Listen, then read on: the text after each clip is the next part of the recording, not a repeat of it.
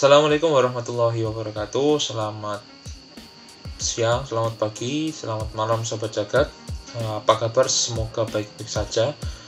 Ya, kembali lagi dengan kami di segmen atau apa ya namanya ya, playlist lah gitulah, dibilang kelas Jagat yang ketiga. Setelah yang pertama kita membahas mengenai LKTI, kedua membahas mengenai IC, dan yang ini yang ketiga kami mau membahas mengenai exhibition internasional atau lomba exhibition internasional. Apa itu? Silahkan disimak Sobat Jagat. Nah, yang pertama, exhibition itu layaknya presentasi karya pada umumnya. Ya, seperti halnya kayak kita misalnya nih lolos LKTI ataupun ICI, kemudian lolos ke final, kemudian kita presentasi.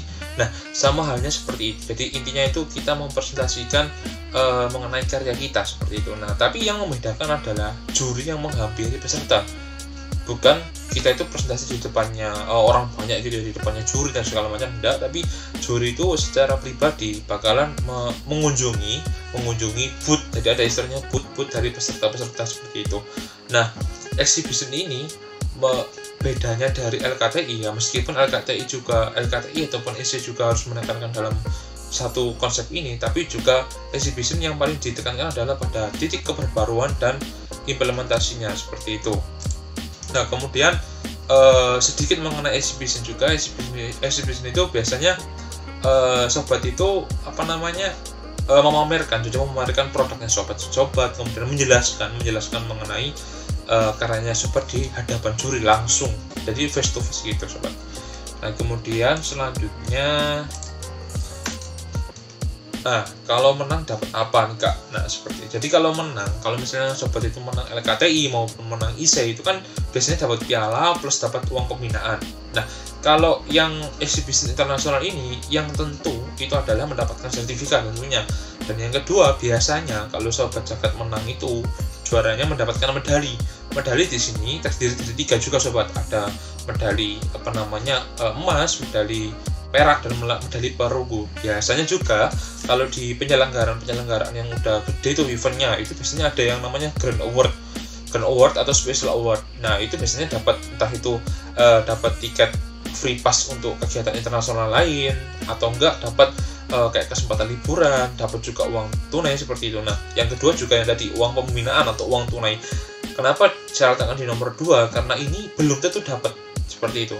Belum tentu dapat. Jadi ada istilahnya itu kemungkinannya kecil. Kenapa? Karena meskipun sobat itu juara 1 nih misalnya mendapatkan medali emas, itu belum tentu juga ada uang pembinaannya, kecuali panitia memang menyediakan uang pembinaan, atau enggak ketika sobat itu memenangkan Grand Award seperti itu. Jadi Grand Award itu seperti halnya sobat itu udah mendapatkan medali emas, kemudian antara medali emas itu nanti diadu lagi siapa yang menjadi yang terbaik, jadi best of the best seperti itu. Nah, kemudian yang ketiga, sobat itu berkemungkinan untuk mendapatkan investor atau pendanaan. Misalnya kan banyak tuh pengunjungnya. Jadi pengunjungnya itu nggak cuma peserta dan juri saja, tapi dari orang umum juga. Nah, biasanya kalau ada orang umum atau dari perusahaan lah bahasanya seperti itu, yang tertarik dengan ide sobat, dia bakal mengunjungi booth-nya sobat, kemudian biasanya memberikan kartu nama, kemudian istilahnya ngobrol atau berdiskusi singkat mengenai pengembangan ide sobat seperti itu sobat. Nah, kemudian alurnya bagaimana? Jadi berbeda dengan LKTI atau lomba-lomba nasionalnya lainnya yang sobat itu perlu misalnya mendaftar registrasi, terus hari itu membayar, menyetorkan abstrak, kemudian lolos menyetorkan full paper, kemudian presentasi. Nah, kalau di lomba exhibition internasional ini sedikit berbeda. Yang pertama, sobat perlu daftar tentu saja. Sobat perlu mendaftar, mengisi formulir. Nah, di pendaftaran ini sobat itu menyetorkan abstrak juga. Jadi tidak menyetorkan full paper, tapi menyetorkan abstrak. Nah, kemudian nanti dari pihak panitianya atau pihak penyelenggaranya bakal menyeleksi ketika ide sobat itu mumpuni atau istilahnya memenuhi persyaratan untuk maju ke tahap selanjutnya, maka sobat wajib membayar sejumlah biaya pendaftaran seperti itu. Nah, selanjutnya adalah sobat ini bakalan nanti diundang ke venue untuk melakukan presentasi. Di sini sobat bisa melakukan setting booth. Nanti bakalan saya jelaskan di slide selanjutnya. Setting booth ini ya kurang lebih lah setting booth, menyeting booth dengan idenya sobat seperti itu. Dan yang terakhir adalah presentasi. Tentu saja ketika sobat sudah menyeting booth, kemudian melakukan presentasi di hadapan juri langsung terkait dengan idenya sobat seperti itu. Nah kemudian, ini kita bahas lebih lanjut mengenai pendaftaran, kita breakdown lebih lanjut. Nah ini adalah salah satu ide yang pernah saya usulkan di salah satu perlombaan di Malaysia. Jadi ini menyetorkan abstrak, tentu saja abstrak dalam bahasa Inggris. Kemudian setelah menyetorkan abstrak, nanti sobat bakalan dapat pemberitahuan seperti surat yang di samping kanan ini mengenai apakah ide sobat diterima atau tidak. Nah ketika diterima, nanti sobat bakalan dapat acceptance letter kayak gini yang di sebelah kanan ini. Nah nanti sobat bisa membayar sejumlah uang untuk mendapatkan istilahnya invoice, dan sobat berhak untuk mengikuti pameran seperti itu. Jadi kurang lebih seperti itu. Jadi yang pertama menyetorkan abstrak, yang kedua setelah mendapatkan acceptance letter, kemudian sobat membayar sejumlah uang registrasi. Nah kemudian yang kedua, unsur yang tidak kalah pentingnya ketika sobat itu menyeting booth atau istilahnya ketika diumumkan lolos, juga menyiapkan poster di internasional ini digunakan sebagai ringkasan. Misalnya kalau di LKTI maupun lomba nasional adalah full papernya, tapi kalau di internasional full papernya itu dijadikan sebagai poster seperti itu. Nah ini saya kasih contoh. Yang pertama ini adalah ketentuan secara umum. Jadi tidak menutup kemungkinan nanti ada penyelenggara yang tidak seperti ini. Biasanya ada juga penyelenggara yang lebih prefer menggunakan banner daripada poster seperti itu. Untuk posternya sendiri biasanya terdiri dari introduction, methodology, result, conclusion, bibliografi, terus kemudian gambar-gambar yang menunjang. Nah ukurannya biasanya 0. Nah kemudian bentuknya seperti apa? Bentuknya kan di sebelah kanan ini sob. Bentuknya seperti ini. Seperti itu. Jadi ada judulnya, kemudian ada abstraknya, background, project objektif, material, metode. Nah seperti itu. Jadi mengikuti apa yang diminta oleh panitia atau pihak penyelenggara seperti itu. Dan jangan lupa karena poster ini istilahnya menarik perhatian seperti itu, menarik perhatian juri maupun yang masyarakat umum. Jadi buatlah yang sebaik mungkin, karena poster ini menjadi salah satu penilaian juga di exhibition internasional. Setting booth. Nah setelah tadi saya berbicara mengenai pendaftaran, kemudian menyetorkan poster. Nah, di sini kan artinya sobat ini udah next tahap selanjutnya seperti itu, dan udah membayar biaya pendaftaran. Nah, di sini sobat ini bakalan dapat booth di venue-nya kan luas seperti itu. Nanti sobat bakalan dapat jatah booth yang ukurannya kurang lebih seperti ini, dan tersedia fasilitasnya yang seperti ini. Nah, untuk setting booth-nya sendiri seperti apa? Nah, ini salah satu contoh ketika saya mengikuti lomba di Thailand. Jadi ini sobat bisa lihat di gambaran sebelah kanan itu ada produknya apa, kemudian membawa laptop mengenai presentasi, istilahnya kayak semacam slideshow-nya itu seperti apa. Kemudian nanti di sebelah sini aslinya ada tembok yang di sebelah kirinya, sebelah kanannya meja itu, di sisinya meja itu ada booth yang seperti ini. Nah itu nanti digunakan untuk memasang poster. Biasanya sih kalau teman-teman dari Indonesia itu ada kayak semacam hiasan-hiasan seperti itu. Jadi untuk menambah estetika dari poster, jadi biar kelihatan ya. Kalau saya pribadi biasanya dikasih lampu kayak yang kelap-kelip itu, lampu thunder biar kelihatan. Nah selanjutnya ketika sobat sudah menata booth yang baik, kemudian tahap presentasi seperti yang saya katakan tadi, bahwasanya sobat ini bakalan dihampiri juri, ditanyakan idemu ini tak? Ya, nah kemudian sobat bakalan melakukan presentasi di depan jurinya itu tadi.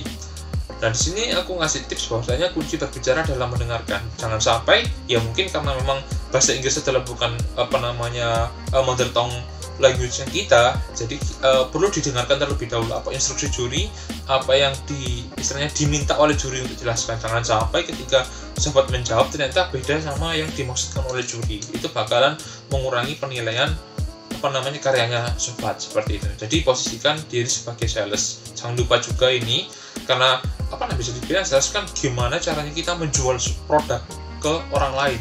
Nah anggaplah seperti itu. Jadi bagaimana sobat bisa menjual idenya sobat ini ke juri biar dinilai yang baik seperti itu. Nah yang dinilai apa saja, ada beberapa, ada kurang lebih 8. Nah ini secara umum saja.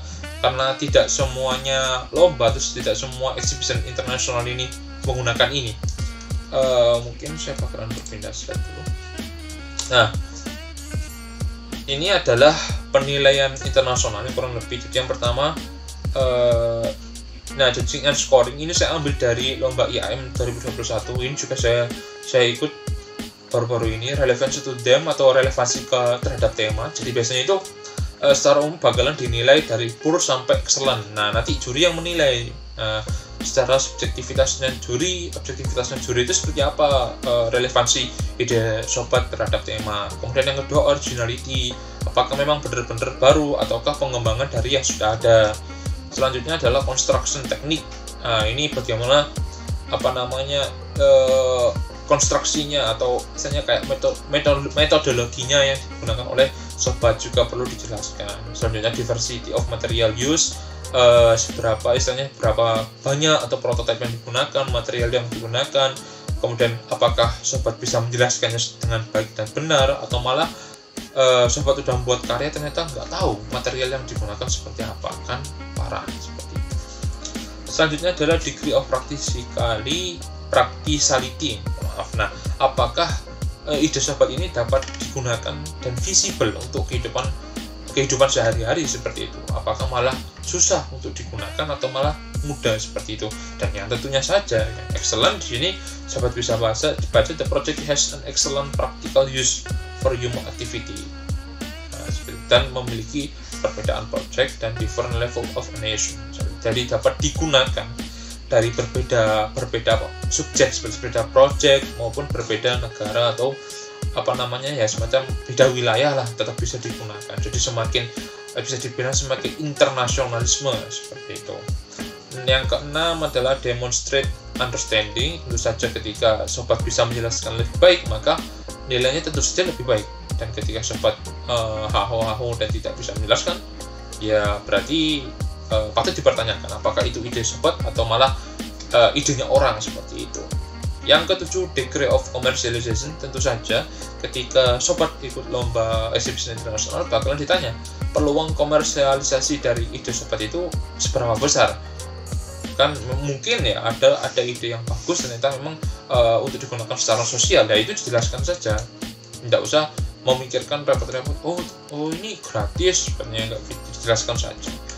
Itu juga disebut dengan komersialisasi. Kemudian material submitted ini memang dalam lomba ini ada beberapa hal yang disyaratkan, kayak poster, kemudian slide presentasi, dan video presentasi yang diupload di YouTube seperti itu. Jadi ini menyesuaikan saja tergantung dari lombanya sendiri. Nah, kemudian lanjut. Ini sudah ya, ada 8, relevance to them, originality, construction technique, diversity of material use, degree of practicality, demonstrate understanding, degree of commercialization, sama material submitted. Nah, ini yang mungkin sering kali ditanya-tanya, tips auto juara apa sih? Kan eman kan, ketika sobat udah bayar mahal-mahal mungkin ya, kemudian sobat udah pergi ke luar negeri seperti itu, dan biayanya juga yang cukup mahal juga, ternyata nggak juara atau bahkan nggak dapat medali seperti itu. Nah, ada beberapa tips dari saya. Ini bahkan bisa digunakan untuk mengejar yang namanya medali terbaik, bisa Grand Award bisa Gold Award maupun Grand Award. Yang pertama ada paten. Jadi usahakan idenya sobat itu sudah ada patennya seperti itu. Entah itu surat keterangan pembuatan paten, dalam hal ini adalah masih proses pengurusan paten, maupun sudah ada patennya.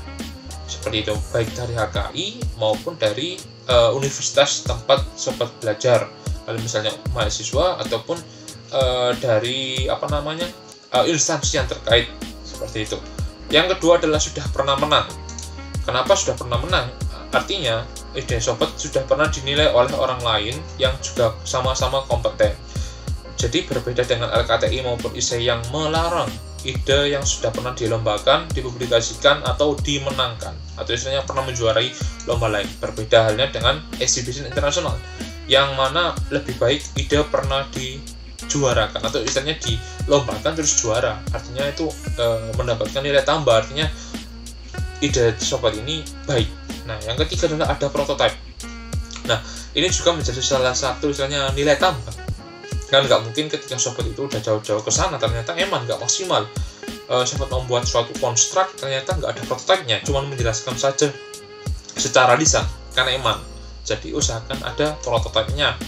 Dan yang terakhir, berpakaian rapi. Jangan lupa, ya ini kan teman sobat kan udah tampil di event internasional, banyak negara yang ikut. Jangan lupa berpakaian rapi. Dasi adalah kunci. Saya seringkali berbicara kepada tim saya bahwasanya usahakan memakai dasi karena ya bisa dibilang itu bakalan kelihatan rapi dan ya kalau presentasi enak juga, elegan kalau dilihat.